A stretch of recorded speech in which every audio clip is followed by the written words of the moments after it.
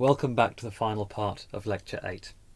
In the last part of this lecture, we finally found a formulation for Maxwell that gave us a prediction of shear thinning in steady shear. And this was achieved by adding in the Wagner damping function into the integral-based formulation with respect to past strain. If you think back to that Wagner damping function, there was a damping parameter, k, falling between 0 and 1, but we need to be able to obtain experimental data for k in order to be able to use the integral Maxwell with respect to past strain with the Wagner damping function correctly. Now, what we're going to do in this final part of Lecture 8 is introduce a workflow and the mathematical framework upon which that workflow is based in order to calculate k from experimental data that we can easily do on a rotational rheometer. We're going to draw upon definitions that we've established for the generalised linear viscoelastic model in order to figure out what we can measure on the rotational rheometer. And then I'll give you a real example for a polystyrene melt as to the sort of data you can expect and the sort of damping parameter that you end up with. The last part of this section, we're also going to look at an empirical rule that can be very, very useful when we're starting to think about material response in steady shear. As we'll discuss in a few minutes, steady shear data can be sometimes tricky to obtain in a rotational rheometer. We face things like material ejection if we're using parallel plates. So very often it's useful to get a qualitative explanation for what we might see in steady shear by other means. And this is something called the Cox Max Rule. So let's start by thinking about the maths underlying the integral Maxwell equation with respect to past strain incorporating the Wagner damping function and see how we can get an expression that allows us to access our damping parameter k such that we can use experimental data to calculate it. Now, on the board in front of you, I have a plot of strain history. Now I'm plotting strain as a function of past time. I'm manipulating the integral Maxwell equation with respect to past strain. So the first step, as ever, is to get a strain history correct. Now, the experiments that we'll end up doing is something called a step strain. If you imagine your rotational rheometer set up with parallel plates, you've got a stationary top plate and a mobile bottom plate, a step strain experiment is simply a very fast displacement of the bottom plate, preferably a step function. So we're going from zero strain very quickly to a non-zero strain, and the measurement we take is a stress relaxation that happens after that. So in terms of our strain history, we have a function that is a step, ideally, like so. So right now, at past time equals current time, my strain is 0. If we look back to t dash equals 0, which is when I'm assuming I do my step strain experiment, I have a negative step in strain, which then goes down to a strain of minus gamma 1 going back to the dawn of time, assuming that sufficient relaxation has happened in my polymeric system for that to be true. So that is my strain history.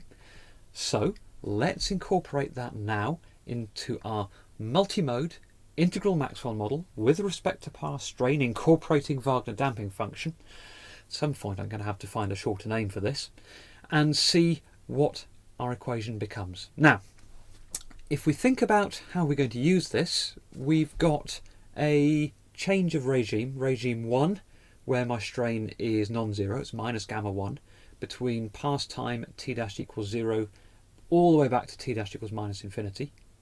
And the second regime where strain is 0. So formally I should write this stress as a sum of two integrals, but I'm acknowledging up front that from t dash equals 0 to t dash equals t, my strain is defined to be 0, therefore my integral result is going to be 0 over that regime. The only place I'm going to evaluate this integral is between t dash equals 0 all the way back to t dash equals minus infinity. So the strain in that regime is simply minus gamma 1. So here I have my expression rewritten, and you can see in blue I've put my strain of minus gamma 1. Remember that in the Wagner damping function you have a modulus around your strain history, which is why it appears as gamma 1 there with a negative sign in front of the k preserved. So I have made again my S substitution, as I always do when I'm dealing with this integral equation. Remember, S is t minus t dashed, ds is minus dt dashed, and we need to correspondingly change our integral limits from t dashed to S. Note the limits of the equation that is at the bottom of the board goes from infinity to t, because these are with respect to S now, not t dashed. Okay, so that is my stress as a function of S. So what I'm going to do is to integrate by parts, and I'm going to end up with this result called A. I'm not going to go through the integration. We did that last part of this lecture, but I'll just give you the result. So we can see that my stress at current time, tau of t, is equal to a product of two terms. Outside of the summation sign, we have my strain history, in this case gamma 1, e to the minus k gamma 1, which is my Wagner damping function, multiplied by the sum of my relaxation terms. So that's the sum over all modes of gi e to the minus t over lambda I. Fine. Now, we can see that we should hopefully be able to rearrange this to get k. Now, it's all well and good being able to get k, but what experimental data are we going to get? So, I want you to think back to our linear viscoelastic model, written with respect to past strain rate, and have a look at what G is. G here was my relaxation modulus. If I think about this, and if I just perform a quick integration, I can see that G of t is going to be tau over gamma. So, if you think what an experimental rheometer can do, a rotational rheometer, it can measure stress via torque on the top plate. It's setting gamma dot, or gamma, so that's the imposed deformation. So therefore, experimentally, I should be able to get data for G of t, my relaxation modulus, and that is in fact the case. So experimentally, I can measure G. So, thinking about that, ideally what I should be able to do is transform the result I have in the blue box on the board into a form that allows me to get G, because I've written that result as a function of stress, tau of t. If I divide that through by my strain history, I should get G. Right, let's see how we do this. So there we go. G of t, my relaxation modulus, is tau of t over gamma, and there in blue that is equal to the expression that I obtained from integral Maxwell divided by my strain history, which is simply gamma 1, and it results in an exponential term, my Wagner damping function, multiplied by a relaxation spectrum. I'm going to call this result A. It's an intermediate result that we're going to use in a minute.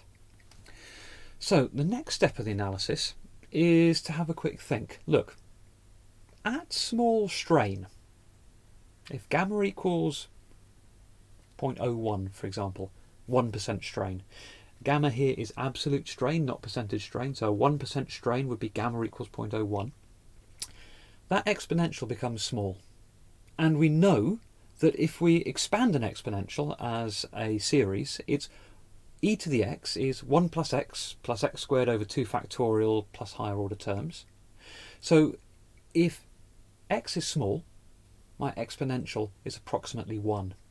So, using that knowledge, I can say at small strain, G0 of t, I simply have my relaxation modulus multiplied by 1. Now, if I divide large strain by small strain, it should cancel out the relaxation spectrum terms, that summation, because the summation is identical in both. It's the only term in the small strain expression, but it pre-multiplies the term involving the Wagner damping function in the large strain expression. So G of t is now assumed to be a large strain, G naught of t is assumed to be a small strain, and dividing one by the other should give me an exponential involving solely k, the parameter I want to evaluate, and gamma 1, the strain history that I've set. So that is how we calculate k. We do a series of experiments that involve looking at stress relaxation after a step strain. The experimental measurement we take is our relaxation modulus, G of t, and we do experiments where my strain is both small, single figure percentages or hundredths in absolute terms, and strains that are large, hundreds of percent, or where gamma is 1 or 2. So let's introduce an experimental protocol for obtaining our damping factor. So step 1 is to do step strain experiments at small strain, somewhere between 1 and 10%. The idea here is to make sure they're in the linear viscoelastic region. The way we determine the linear viscoelastic region is to, at the very start, to do a strain sweep. We set an angular frequency to be constant, and we increase strain from really tiny up to quite substantial. And what you see is a linear region followed by a decay. Typically 1% strain will be in the linear region for most polymer systems, and that allows us to choose our value of strain for a small strain experiment. So roughly 1% strain is small. Don't forget, for 1% gamma equals 0.01. Next thing you do is you repeat the experiment for large strains, 100%, 200%, 300%. Now what is critical here is ensuring that you've left enough time between each experiment for your stress to have decayed to essentially zero. Might not be exactly zero, it depends on the polymer system, but the majority of the stress relaxation needs to have occurred before you repeat the experiment. Otherwise you're unduly influencing your stress history. Next thing we do is we calculate K for large strains. So there's the expression rearranged that we obtained previously. My damping parameter K is minus 1 over strain log G of t over G naught of t. Then what I'm going to do is I'm going to take an average for K across the entire data set that I've obtained, and then we can get a reasonable prediction. So just a reminder, at all cases gamma is absolute strain, so gamma equals 1 for 100% strain, gamma equals 2 for 200% strain, gamma equals 0.01 for 1% strain. Let's have a look at the sort of experimental data you might get. On the board now is a plot of my relaxation modulus G of t as a function of time for real experiments taken with polystyrene. It's the grade that we looked at in the last part of this lecture, PS680E, same temperature, 200 degrees C. The green experimental data points are my small strain result. This is for 10% strain, or gamma equals 0.1. Then the sort of pinky purple results, the blue results and the red results are 100% strain, gamma equals 1, 200% strain, gamma equals 2, and 300% strain, gamma equals 3.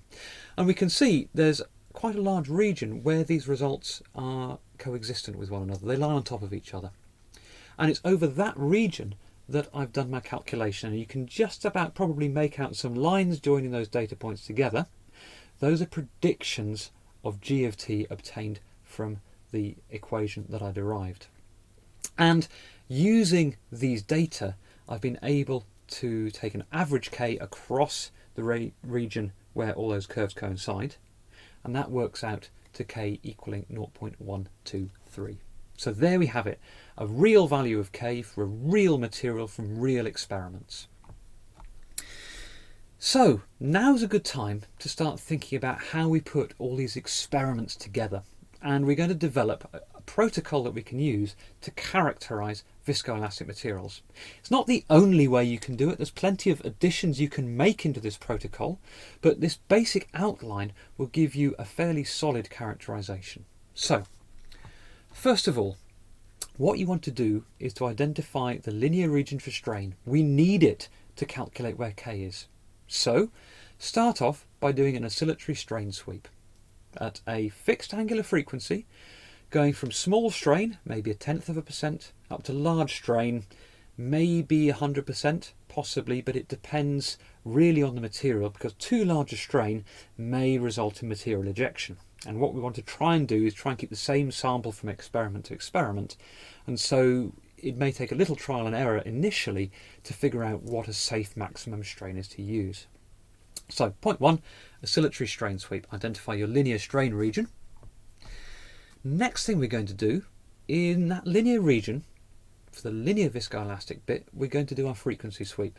So if 1% strain is in our linear strain region, we'll choose 1% strain, and we'll oscillate from maybe 1/100th of a radian a second up to a few hundred radians per second at that strain. Remember, the strain is a measure of the displacement of that oscillation, and so a nice small displacement shouldn't end up doing anything nasty to our material. This frequency sweep will give us G prime, G double prime and eta star for the given number of relaxation modes that we have decided upon. The next thing we do with the same material after we've let it relax is to do step strain experiments. We know our linear region for strain now, so we'll start off by doing a small strain step strain, allow the material to relax, and then do large strain step strains, 100, 200, 300%, whatever is safe to take our material up to. Remember, there will be an upper limit on strain, an upper limit on displacement, that we can actually keep the material within the parallel plates. So those step strain data will give us our Wagner damping parameter K. And I can't emphasize enough at this point, please allow the material to relax between successive experiments. The last experiment we do is a shear rate sweep. Steady shear on the bottom plate, steady rotation, measuring the torque on the top plate, and we get apparent viscosity data. And this will typically, for a rotational rheometer, be over a relatively low shear rate range. Maybe, a few hundredths of a reciprocal second up to 1, 2, 3, 4 reciprocal second may be reliable. Above that, we will start to get material ejection as the centripetal forces acting on the material drive it out of our parallel plate system. That destroys the sample, and so that's why we do this experiment last. Now, we need apparent viscosity data at high shear rate as well, so we'll use a complementary technique, maybe capillary rheometry, for example, to access the high shear rate region for apparent viscosity. So that 5-step process will give you a basic characterization. It's missing out a few important things that might be relevant for certain materials, but it will give you enough to be starting with. Now, this last point of apparent viscosity data being sometimes hard to get is something that we can address now. Low shear rate apparent viscosity data you can get in with the rotational rheometry.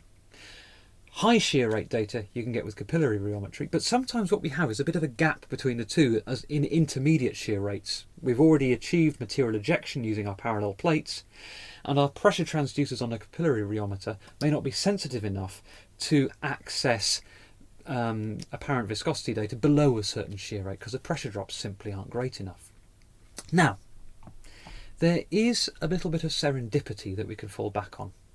There's an empirical rule called the Cox Max Rule, which states that for some materials, over some shear rate ranges, you find that a plot of complex viscosity as a function of angular frequency, which you obtain from our frequency sweep, can overlay a plot of apparent viscosity as a function of steady shear rate when the absolute values of angular frequency and shear rate are the same.